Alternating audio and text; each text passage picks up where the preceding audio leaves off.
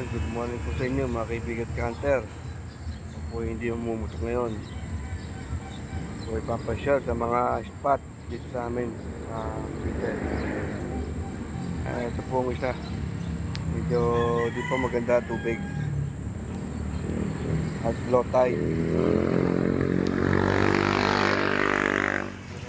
Spot. Napakita ko po sa inyo mamaya. Ito po mga kaibigan.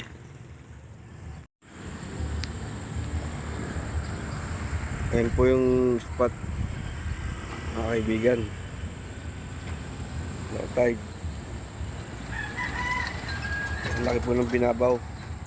Dati po malalim po yan. Ito pong aking spot na pinupuntahan. Mahaba po yan. Pupunta po ako sa isang spot saan din ako na pwesto.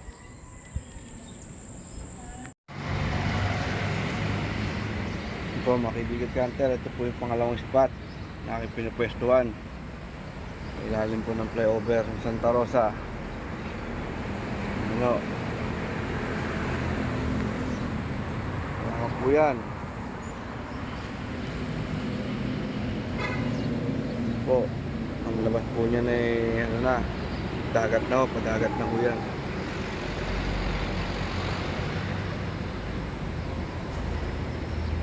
Sa ngayon po kasi wala po akong airgun.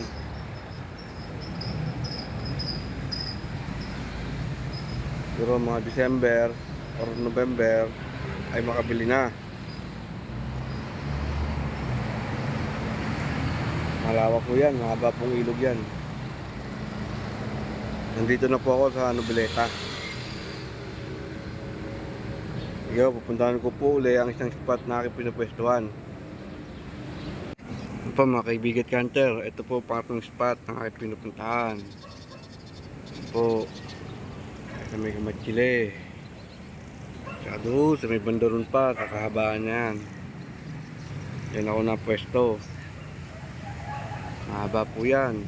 Hanggang sa may yan po yan. Kakawit na. San Juan. Po, malaki po hito rito. Nakaraan tayo nakahuli po ang aking tiyuhin dito pagkalaki-laking hito.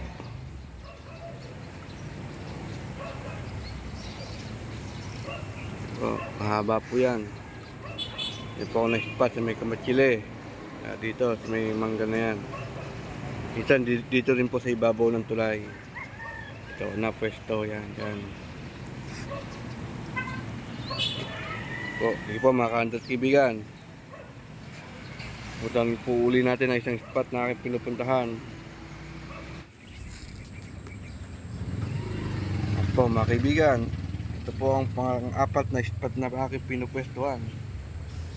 Po, dyan po sa kabila. Ito sa breakwater na yan. Minsan dito rin po sa likod ng lumang barangay.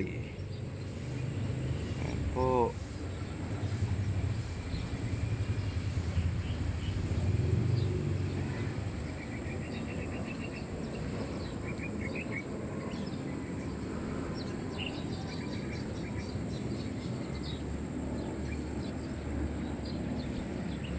Malabo pa kasi yung tubig.